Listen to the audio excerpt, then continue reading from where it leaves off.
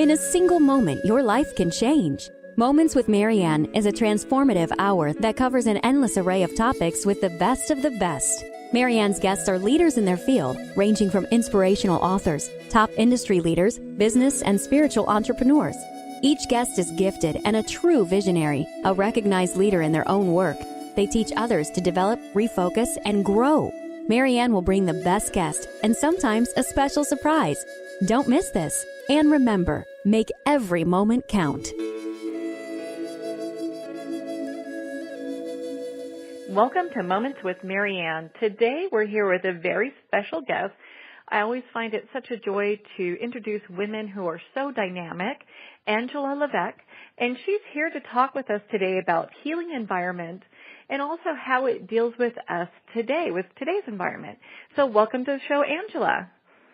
Thank you so much. I'm happy to be here. Oh, thank you. Now, it's always so nice to interview women who are so dynamic and making changes in our environment and really pushing the conversation forward. And so I was so delighted that you agreed to be on the show and can spend some time with us here today, not only to talk about your book, but also some of the other things that you have going on.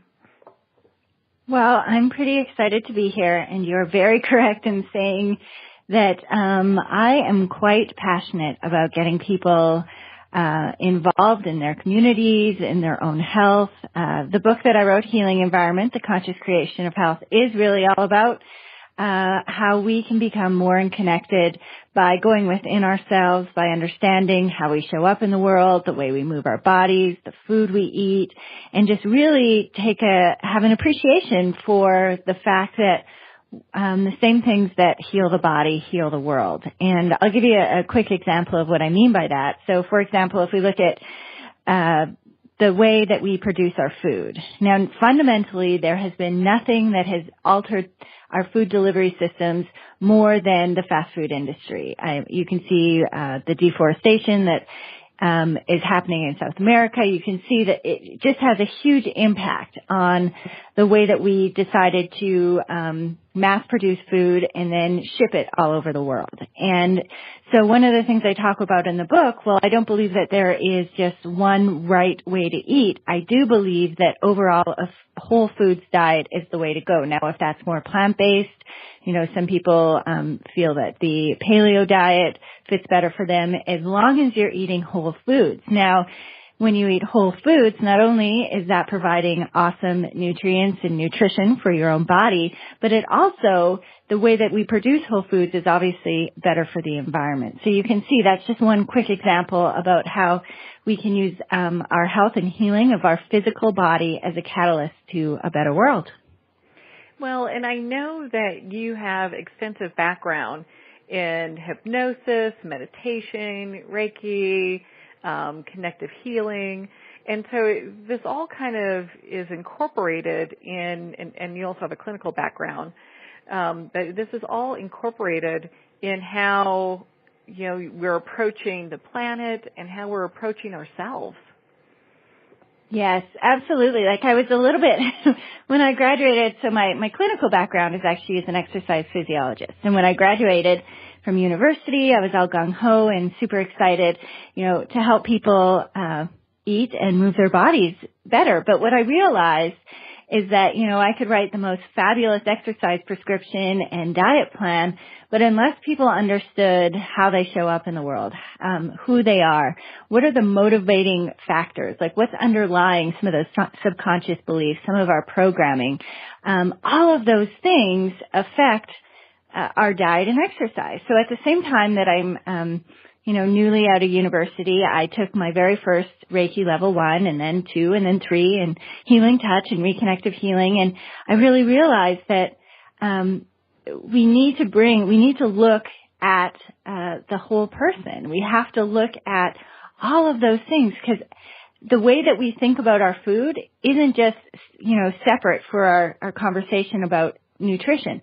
It's the same things that are related to how we eat and how we move our bodies are related to the way that we feel about ourselves, our psychology, our emotions, what's going on in our minds. So I just really felt as I'm, so excited to do these programs for people, and they would do great, for like 3 weeks and 6 weeks. And then as soon as they stopped working with me and having that constant encouragement, they started to fall back into their own patterns. And so I just realized that until you help them uncover their patterning, their subconscious beliefs that they might have about themselves, about how they think the world operates, that really, that's not where enduring change doesn't come from, that space. But where enduring change does come from is really treating the whole person. Well, and with like any new habit, something that they have to continuously do, and then it's like you're putting together the missing piece. Because I think a lot of people may understand, like, hey, I understand what I need to do with my body, but how does that relate to the planet? And that's, a lot of times there's a huge disconnect. And, well, okay, like I'm healing myself, but how am I relating to my environment around me?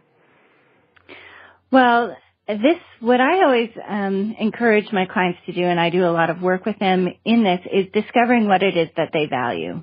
And I would say that most people out there really value having, clean water and clean air and a place for their children to play that is clean and green. And I think that most people, if they really looked at what their values are, environmentalism would be one of them, in whatever way that looks like for them. And so, again, going to that whole picture point of view, once we understand that the way that our everyday choices, like for going back to that food example, if you stop buying fast food and processed food, guess what? The market starts to shift.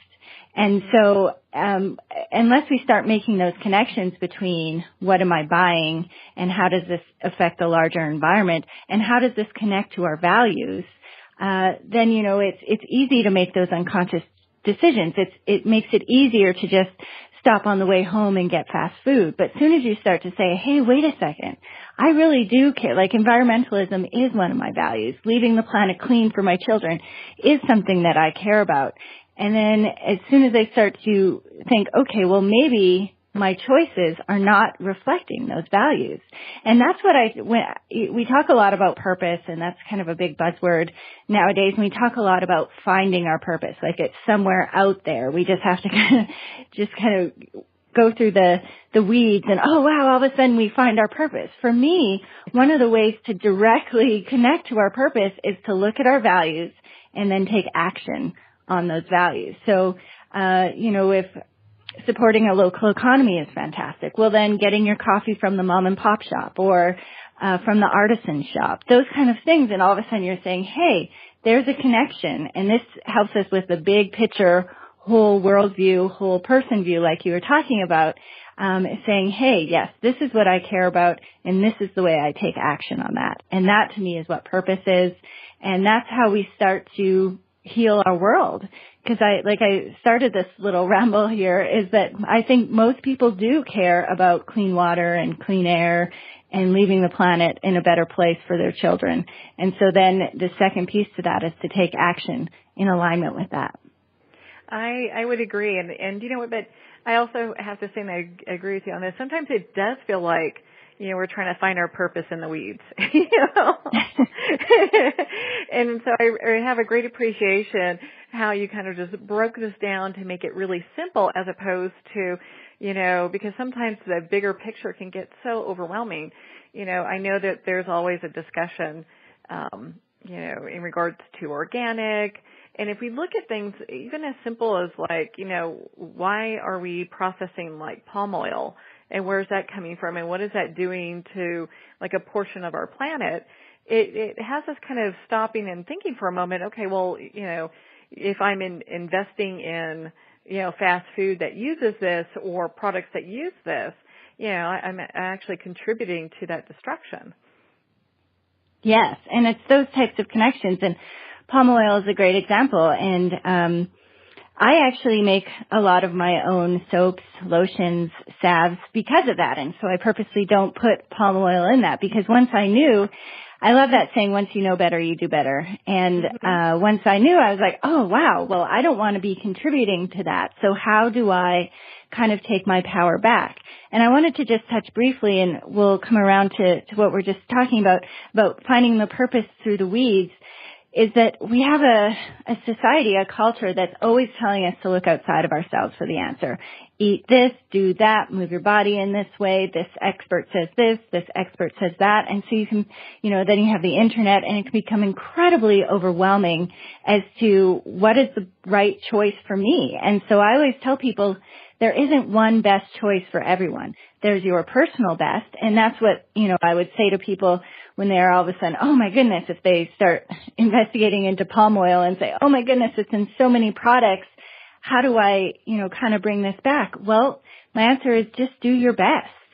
There's going to be, sometimes you can't afford to buy all organic. So maybe you just choose the ones that have like the highest pesticide rate, like the berries and celery and bell peppers. And you say, okay, so the best I can do is just buy those organic, and my avocados, my bananas, I'll just buy the regular. And that's all that we can ask for. But even in that, there's power, because you're making a conscious choice instead of just kind of floating around, taking this person's advice, taking this expert's advice, and just instead you listen and then you bring it within and you say, is this right for me?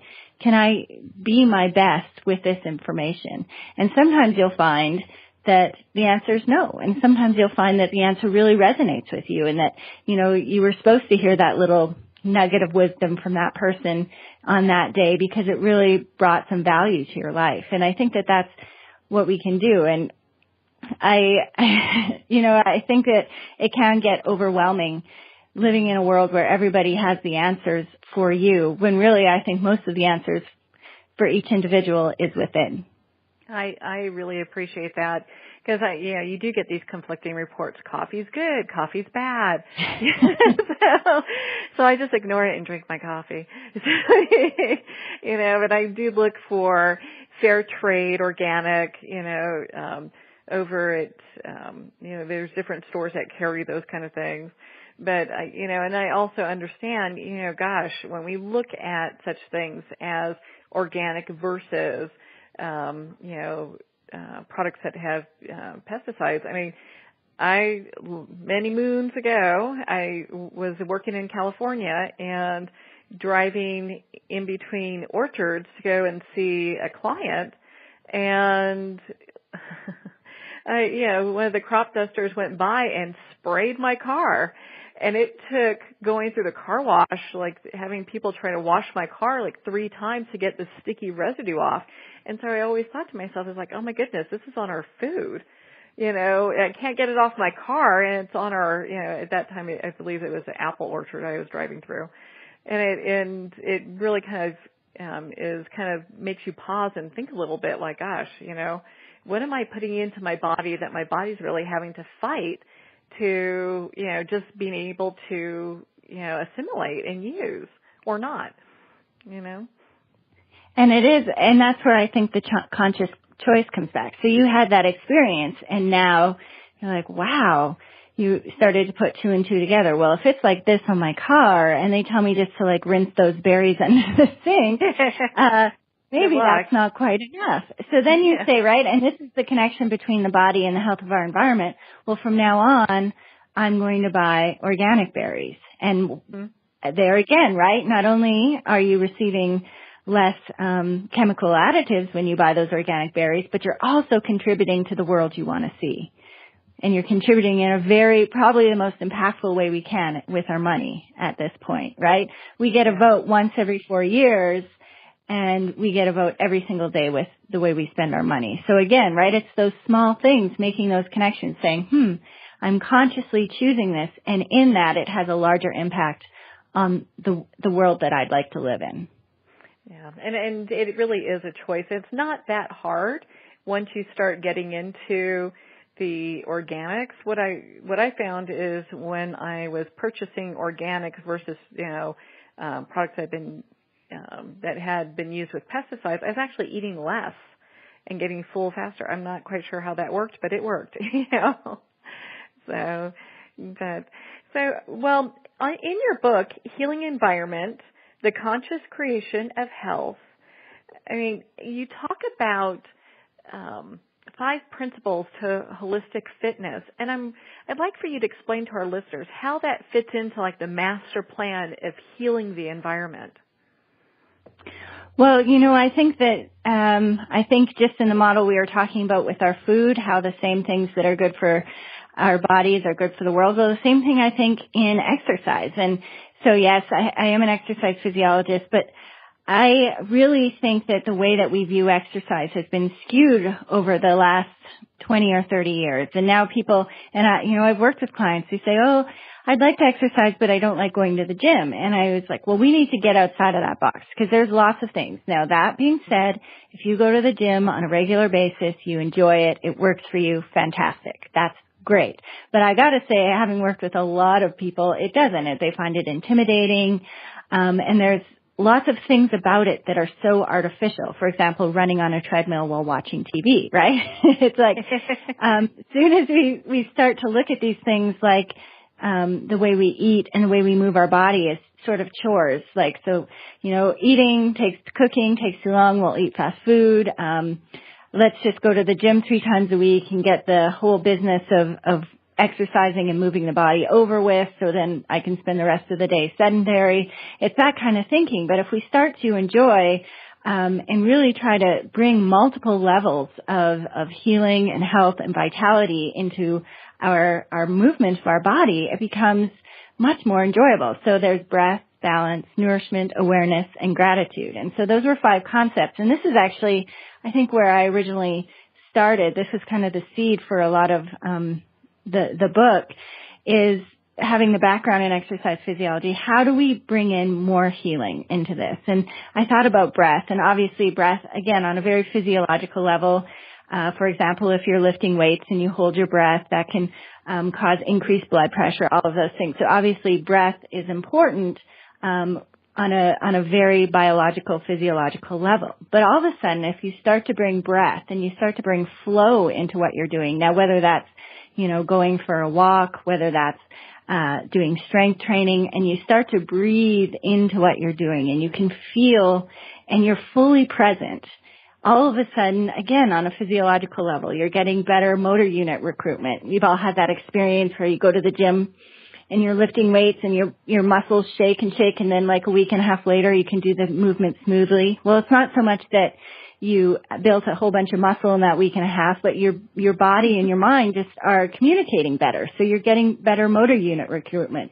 And so it's this kind of stuff, bringing the breath, understanding balance. So often, people will come in and they're really go kind of people. And then their exercise is all about extreme and pushing, and they might do like really aggressive Ashtanga yoga.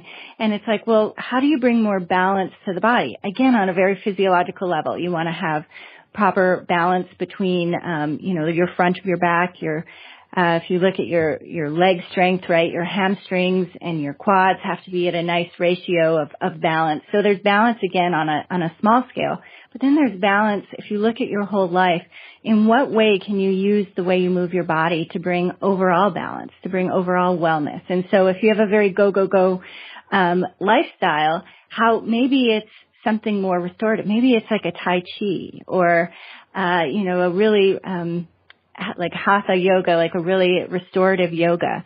So all of these things, and then, gratitude, awareness, all of these little elements to this help make the experience of moving your body richer and adds to the overall well-being versus, okay, I'm just going to exercise and get over it.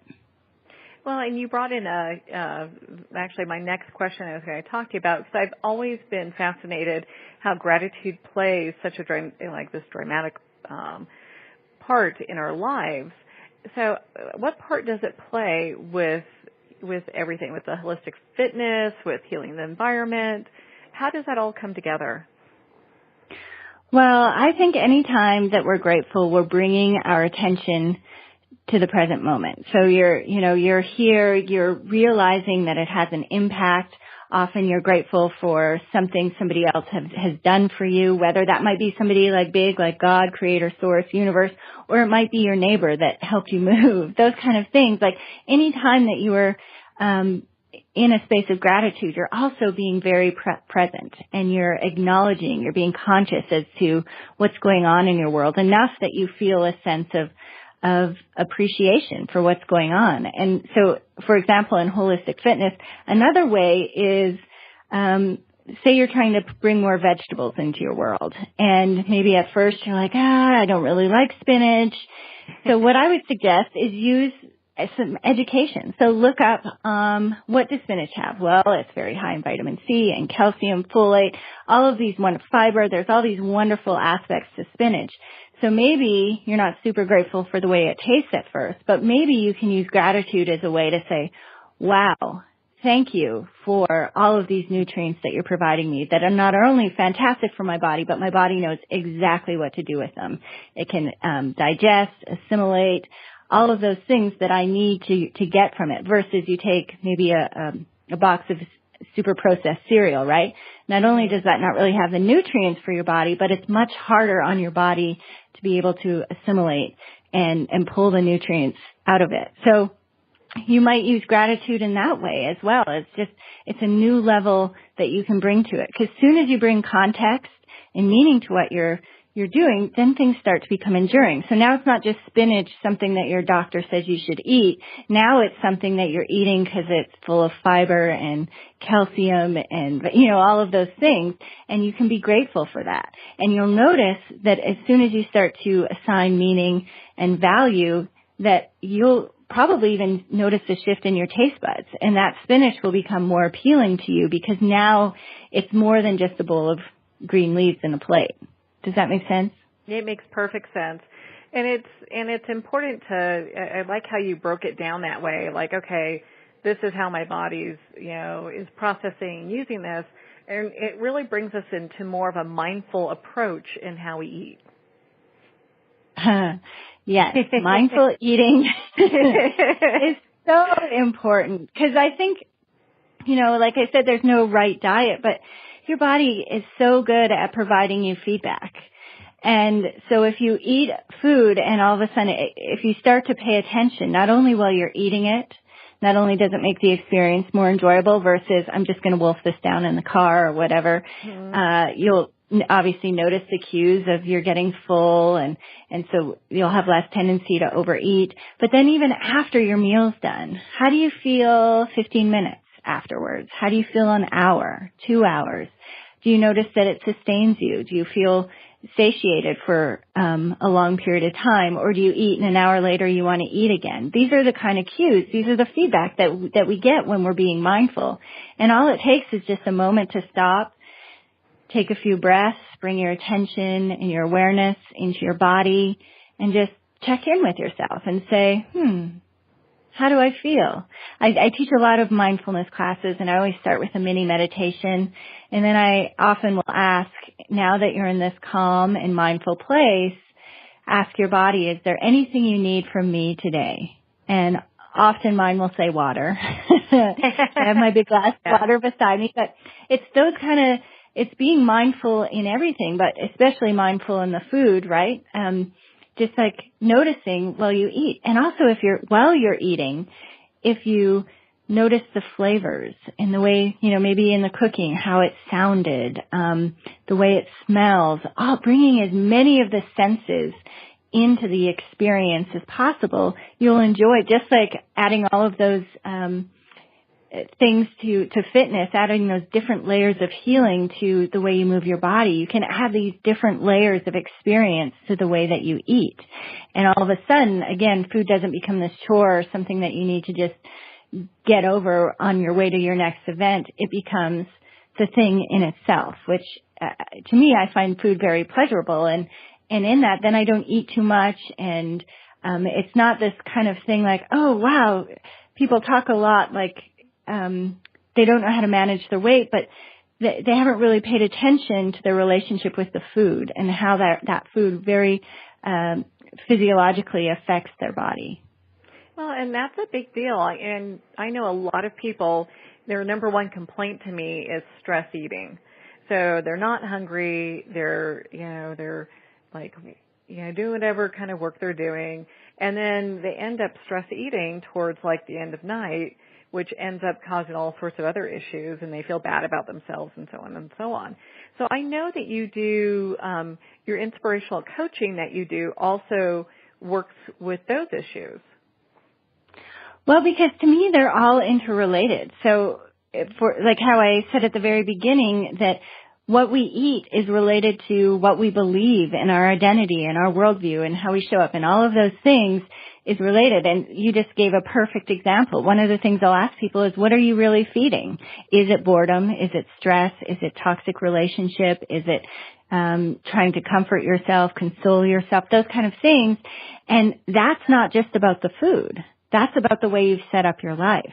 And so for one person, it might, some of their unexcitement in their life, I'm trying to think of a word to put, for some people, it shows up in overeating. And for some people, maybe it's not eating enough. Maybe some people, when they're really stressed, they kind of starve themselves and they just feel fatigued all the time. And so it shows up in different ways, but it's all because all of our systems are interrelated within our body, and then our bodies are part of a larger system. And so there's these microcosms and then these macrocosms where we're basically holographs of something bigger.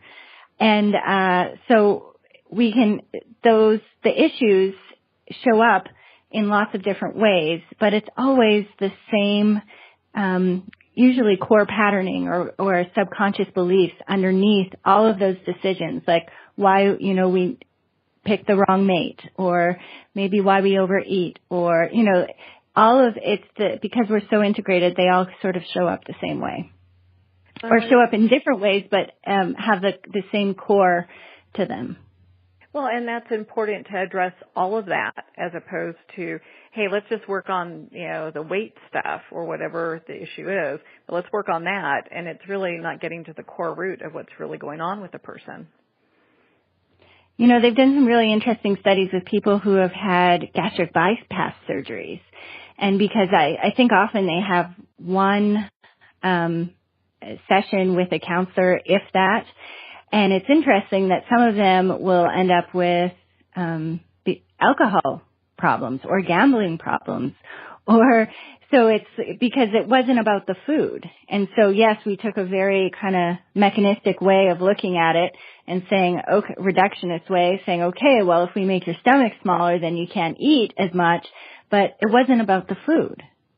And so then when they couldn't consume the same amount of food, then all of a sudden they had gambling addictions, or they drank too much, or started prescription drugs, or it just showed up in a different way because fundamentally the core issue wasn't being addressed.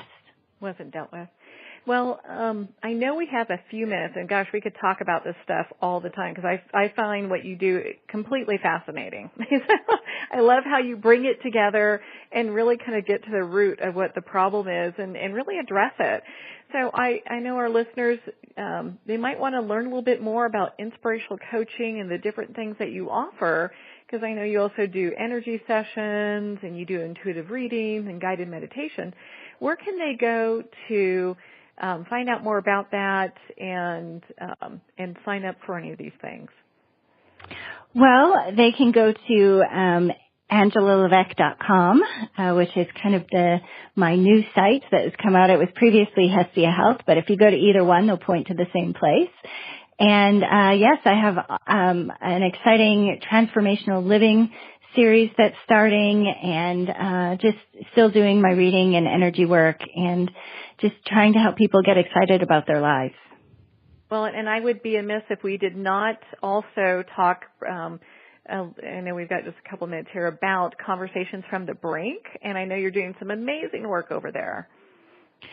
Well, this is kind of a project that I started. I just thought, it's a multimedia hub, and it's all about insight and inspiration for humanity's next step. So I don't feel I'm moving from a place of fear when I say we kind of are out here on the brink, where, global population is growing exponentially. We've got some major environmental challenges that we need to face, and I think we need to start changing the conversation and increasing our level of consciousness around this. And so I think we spend a lot of time in the media tearing stuff down, and I wanted to create a site that was all about both and solutions, so getting out of that either or mindset, kind of inspiration and ideas for where we want to go. And so there's like society and culture and consciousness. It's kind of a magazine-based format.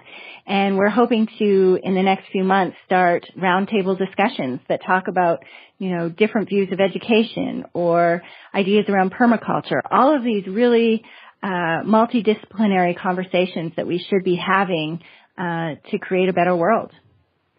Well, thank you so much for taking the time to be on the show with us today, Angela. Oh, you are welcome. It's just such a pleasure to be on. It's always a joy to talk with you. And for our listeners, I'd like to thank you for tuning in, and we'll be right back after these messages.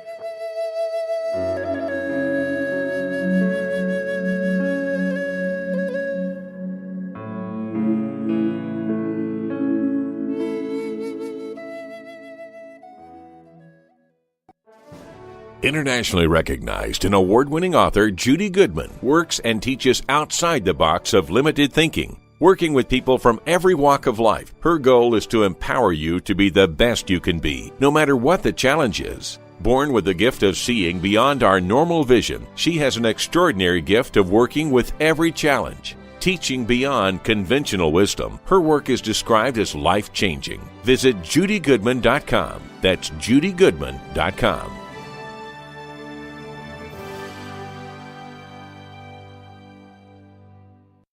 Discover the book publisher's weekly calls compelling. Piper, Once and Again, is the breathtaking debut novel by psychic medium Caroline E. Zani. Death has no power over love. Piper, Once and Again, is a story of hope for the hopeless and faith amidst tragedy. Follow Piper on a journey of loss and redemption as she tries to find the one man who can help her figure out why she must be. Piper, Once and Again. www.carolinezani.com. Are you a successful entrepreneur or sales professional, but you're ready to take your success to the next level?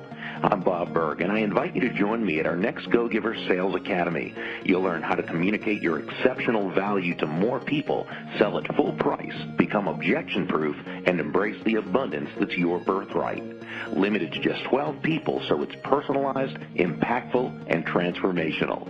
Visit GoGiverSalesAcademy.com and see what others are saying.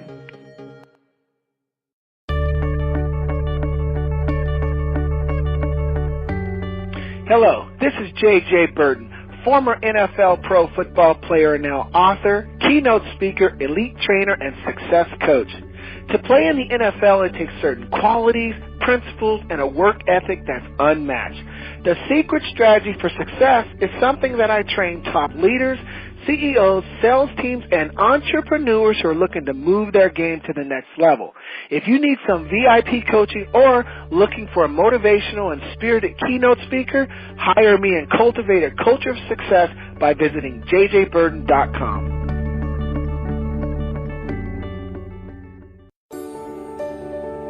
During times of uncertainty, challenges, and change, how do we find a ray of hope to move forward? In Amy Van Adde-Slater's best-selling book, Moments, Magic, Miracles, and Martinis, she offers a torch of inspiration, motivation, mindfulness, and authenticity that illuminates even the most desperate of situations with possibility. Order your copy today to see what the buzz is all about at www.amyvslater.com. This is Tanya Carroll Richardson, author of the new book, Angel Insights. I used my psychic gifts to get messages from the angels to write this book, and I'd like to help you get personalized messages from your own angels. Learn your subconscious blocks, make sense of the past and present, and receive advice about navigating your future in an angel reading at tanyablessings.com. Book a session with me and your angels at tanyablessings.com.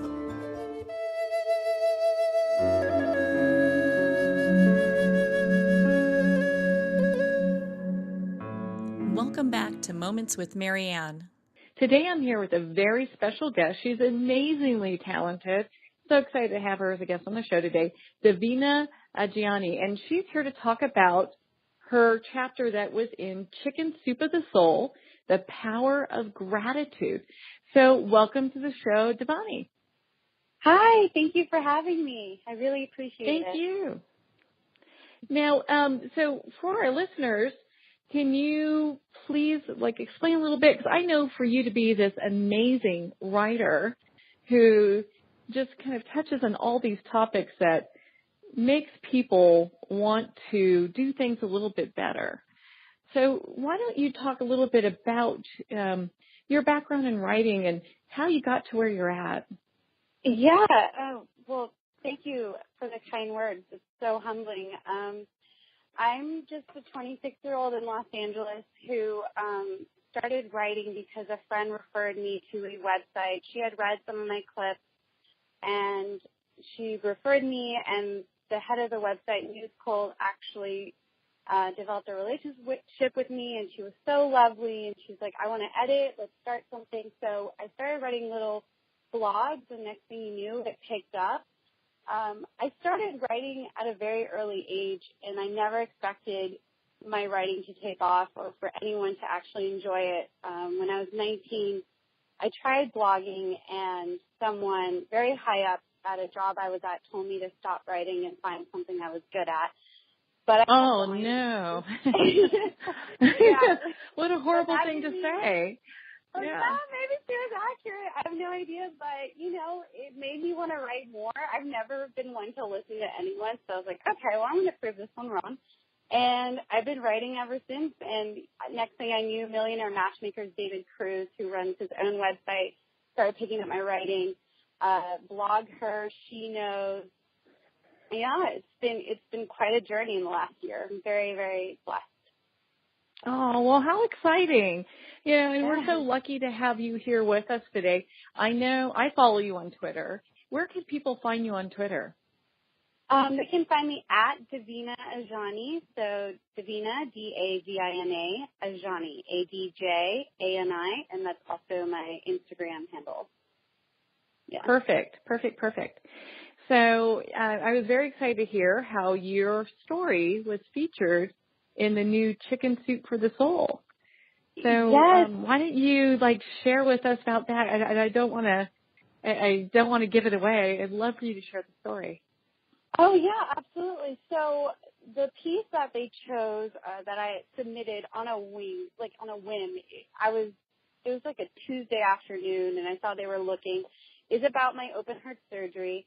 And my gratitude, and how every day when I get dressed, I see this ginormous scar on my chest. I actually wrote the piece around my birthday because every birthday, my mom in my birthday card writes how grateful she is to have me be alive because, I don't remember the surgery. I was a baby.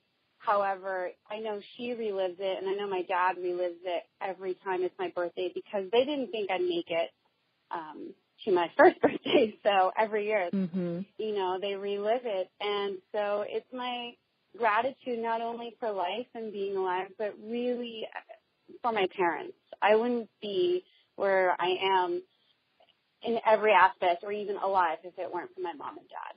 So, and the doctors, obviously. And all the wonderful people that were there to help make things go the right way, And a lot of times, many of us don't have those kind of dramatic life events to look at gratitude in the way that you are. And I was so touched by your story. Thank you. Yeah, it's funny because I'm going to be honest with you, I felt rather guilty when they chose the piece because I don't remember it. I was 6 months old, and I was like, there's got to be someone else who remembers living through it. But, there's a great amount of pressure when you are a survivor, whether you are 6 months old or 6 years old or 16 years old or whatever age, to really live a fulfilling life. And, I work in an industry where, the small things are kind of disregarded. And so I feel it's very important for me throughout my career to really hold on to what matters. So this was my way of acknowledging I am a survivor. I am so lucky to be here. life wasn't handed to me. I fought for it. And even though I don't remember it, there must be a bigger purpose for why I'm here. And I will spend every day trying to fulfill that. I know in your story you talk about how, discussing your life purpose, how basically you're looking to, just kind of sit and contemplate about that every year. And I think, going back when I was, your age, that was probably not something that I put in any sort of perspective. And so I had such a great appreciation for that, because it really is a good thing to kind of think and reflect on, what it is that we're doing in our life and how it is that we can make a difference, not just for ourselves, but for the people around us, Exactly. And, I wish sometimes I wasn't that sensitive. I wish I could just be normal. But, when you have... But what if that's the new normal, But sometimes I'm like, Davina, stop being so sensitive and meaningful and philosophical and just, be 26. But, when you have this ginormous line on your stomach and people ask me every day, because, not everyone has that. You can see it from my collarbone all the way down. And, it just reminds you, you survived. Don't be an idiot. Lead a fulfilling life. You're not, these doctors spent 9 hours saving my life. I'm not thanking them by being a moron. I have to. There's extra pressure. I put the pressure on myself. I'm the eldest of 3 sisters, so I've always felt the need to be, somewhat of a good role model, although they're far more incredible than I'll ever be. And I've always felt the need to thank the doctors every day that saved my life by leading a fulfilling life and doing good and giving back. So, but sometimes I'm like, I wish I could just not think that way, because it's a lot of pressure to put on yourself. So, yeah. Well, I think the world would be a better place though if we had people looking at life through that perspective. I've got to tell you, like a year and a half ago now, I was almost killed in a head-on collision, and it happened like that quickly, and it really will change your perspective about what's important and the things that you're grateful for. So we kind of look at these things and we're just like, wow, okay. So, and again, like one of my dear friends, her daughter had a similar type of surgery when she was young. And it's just seeing how she's progressing and growing in the light that she's bringing to the world as well. It's a reminder of, how fleeting life can be in some ways, but also how much we can do, the survival of our spirit, and, the ability to kind of look at things with fresh eyes when we have these types of experiences or happenings, and kind of move beyond to even, a greater plateau. Exactly. And, again, I actually on Instagram reached out to a lot of parents who are posting about their children who are going into open heart surgery. And I was like, if there's anything I can do, even though I don't remember it, I can let them know that I'm now 26, very healthy. I didn't need a pacemaker. A lot of things that they assumed that would happen to me didn't happen. And at 14 years old, they told me they didn't want to see me again. I was too healthy. It was the best day of my mom's life. So, I bet your parents threw a party that day. Oh, my mom was so happy. I found it kind of rude. I was like, what do you mean you don't want to see me again? But, I've been seeing you guys all this time. All of a sudden you don't want to see me? What's that? Yeah. What is that? Oh, my goodness. No, but, I reached out and I said, hey, I don't know if this helps at all, but I'm 26 and I'm healthy, and I had a VSD the size of a quarter, which is huge. I was 6 pounds at 6 months, and everything they thought I would need, all of the, they assumed a lot, like maybe I would have disabilities, a lot of things. That didn't happen. I played tennis 3-4 hours a day growing up. I work out every day. I've never had a problem since, and I've never received so many messages saying, oh, my goodness, you just made my week. I can't wait to share with my husband. It was such a cool feeling. I was like, oh, okay. Okay, I kind of helped you today. That's awesome. Well, and I think regardless if you remember the surgery or not, your life is really a testament for other people to go, you know what, look at how great she's doing.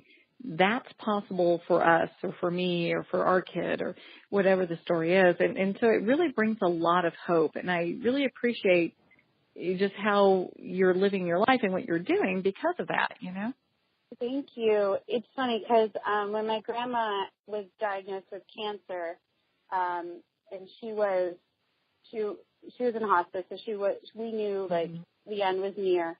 But she kept saying, Davina survived.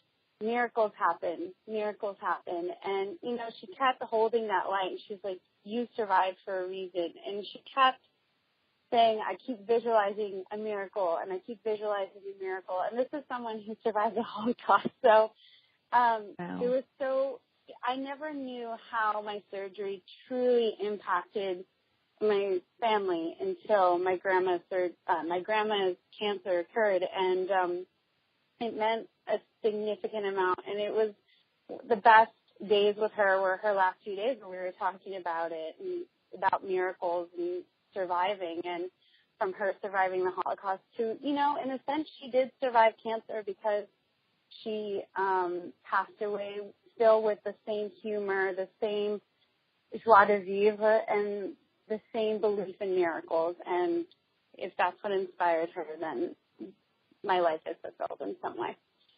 Well, couldn't we use a little bit more miracles in our life? I mean, my goodness. Yeah. And regardless of what stage, and I'm sure it brought her a lot of comfort and a lot of peace to also see that, she has a family full of very strong surviving women, Yeah, my family comes from a lot of strong women. My mom is one of the strongest people I have ever met or known, and my mom is my best friend, and my two sisters are two of the most incredible young women you'll ever meet. My sister Sophia is so wise beyond her years. She's my therapist. She's far older than me in many ways. And then my sister Anastasia is such a spitfire and will put you in your place in 2 seconds. She is such an incredible human being too.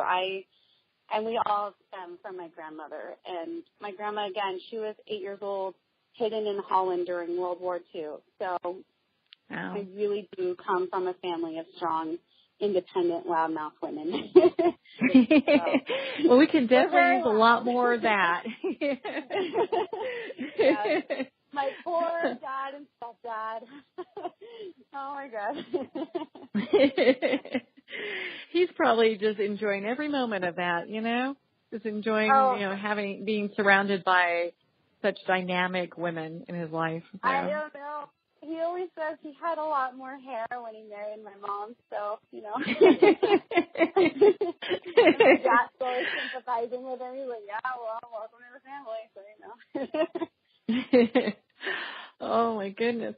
So, I'm so glad that you took that challenge or that information that person had given you in regards to blogging and basically use that as a personal challenge to continue striving and writing and doing your best. And it really has, taken off and done so well. What do you have kind of earmarked in the future that you can share with us? I actually was thinking about that today. I'm just going to continue writing because,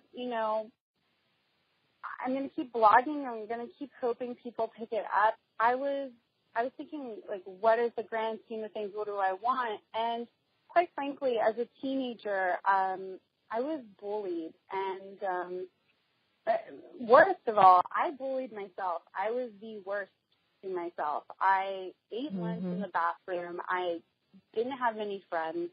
I led a very lonely teenage years in some ways, especially in high school. I'd never show up because I was so afraid.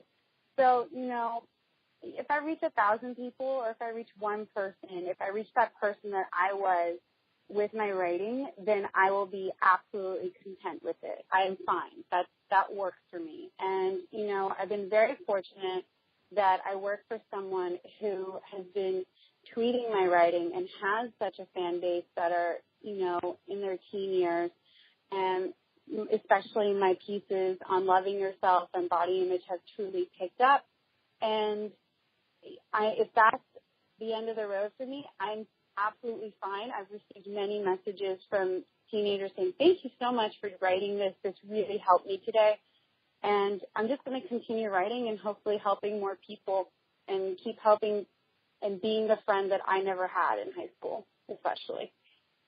Well, I'm going to be watching your writings. I mean, I'm just, you know, tremendously impressed with what it is that you put out. And I think that everyone should be following you and paying attention to the different articles that you have posting. And I think it's important. It's good to have that voice that talks about these things because it's something that everyone struggles with. I mean, it doesn't matter what age you're when we talk about, you know, in regards to how we feel in regards to ourselves and our body. And there's so much pressure to look and fit in a certain way that, you know, 99% of us will never do. So I really applaud you for doing that, you know. Thank you. Yeah, you know, it's funny. I was thinking about this interview, obviously, and I was like, this woman's going to interview me, and I don't lead a perfect life, and I think that is, you know, essential to say. The reason I have so much to write about is because I have made so many mistakes in my life, and I will continue making mistakes for everyone else and recycling them into life lessons. And, you know, hopefully. Those just end up being really good stories, let me tell you. I'm trying. I've got plenty. You know, funny because, you know, there's always this conception that, oh, role models or people who write about life have perfect lives. And no, we have really messed up. We messed up a lot, and that's why I have so much to write about. And I like to say, I wrote this quote when I was in 6th grade, which, you know, might sound lame, but I wrote, I'm a royal human being. I wear my flaws like diamonds. And quite frankly, I've just become honest with people as well as myself. Like, I'm going to mess up. I'm not perfect. And you know what? That's cool with me because I think people need to know that it's okay. And everyone has a definition of perfection, and you're never going to measure up to someone's opinion. As long as you love yourself, you'll be totally fine. I like that, and I really like how you worded that. You know, and you talk about your sister being a wise soul. I think it runs in the family. You definitely have that as well, Davina. Oh, thank you. No, Sophia is, oh my God, she's one of the most incredible people you'll ever meet. I mean, both of my sisters are just, no, seriously, I don't think they get enough credit. They're the best. And my mom, my parents raised us with such an awareness. I went to a French school the first 14 years of my life. It's ironic because my English writing was absolutely horrible because I would do the French grammar but translate it in English. And then I was not allowed to watch American movies. I only watched French movies. So ironically, I'm a writer now who works in Hollywood. So it's like, movie growing up, I'm like, no, I wasn't allowed to watch it. You know, my dad is he's East Indian, but born and raised in Kenya, and he really taught us the value of life and that we are so fortunate to have what we have. I mean, he was a high school dropout, ended up going to Harvard and MIT. And with my mother having a mother who was a Holocaust survivor, our parents really brought us up to have an awareness of what's around us. And I think we've all recycled it in some way, whether it's my sister working in finance and my other sister starting off college and wanting to do business. And, she's such an amazing 19-year-old. I can't even believe it, and then me with my writing. So you know, I appreciate the compliments that I owe it all to my parents. Oh, and then my stepdad, who's from Switzerland. We have a little UN going on at our house. That makes it, you know, it offers a lot of dynamics that other people pretty much, you know, wish that they could have. So it sounds like such a fabulous place and a fabulous environment to grow up in, you know? Yeah, we really, we grew up knowing that we had to be aware of what was around us and acknowledge other cultures and religions, especially with our backgrounds. And, you know, I've been to Kenya. I've walked the slums. I've seen a lot. So to travel and know that a part of your family is from that area, and then being in an area like Hollywood where, you know, what matters isn't always that significant, it drives me more to write about what truly matters in life, and even, you know, check in with myself and not get wrapped up in it, because it's very, very easy. Oh yeah, it is. That's a very easy thing, especially if you're working in media or the movie industry. That's the kind of the nature of the beast. It sounds like you're so grounded.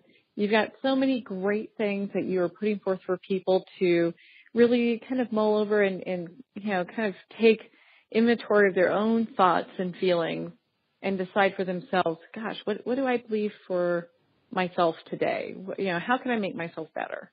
You know, and kind of continue that personal journey. So I know, Davina, that you are on Instagram. So where can people find you on Instagram? Oh, yeah, they can find me at Davina Adjani.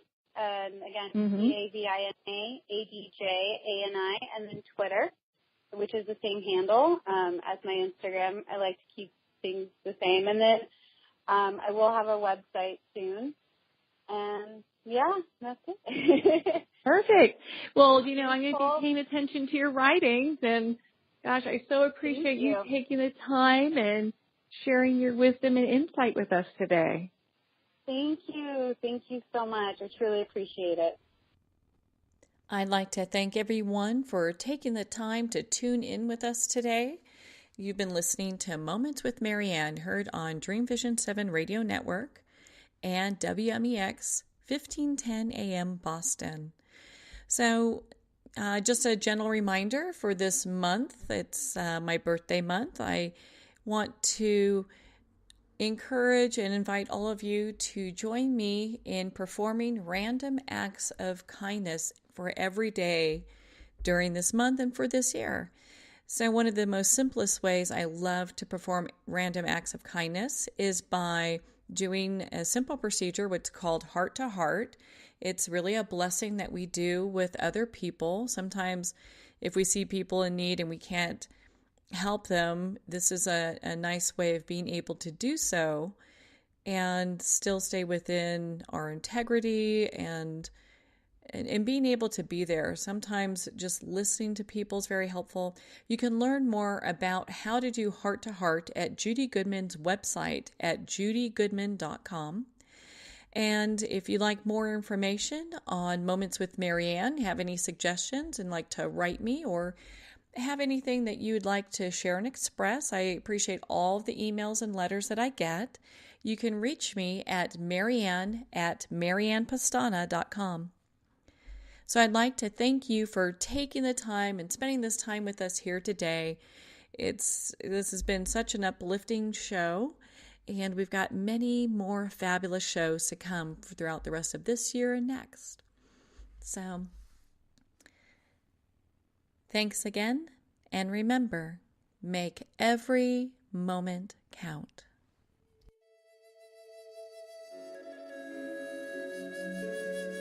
Join us next time for Moments with Marianne, when host Marianne Pastana brings another inspirational gifted leader to help us grow. Tune in every second Sunday at 8 p.m. Eastern Time for Moments with Marianne, when the Dream Vision 7 Radio Network is at 1510 a.m. Boston. Or catch Moments with Marianne every Thursday and Friday at 5 p.m. and 5 a.m. Eastern Time by going to dreamvision7radio.com. To learn how Marianne started her business from the ground up, visit mariannepastana.com. Don't miss this, and remember, make every moment count.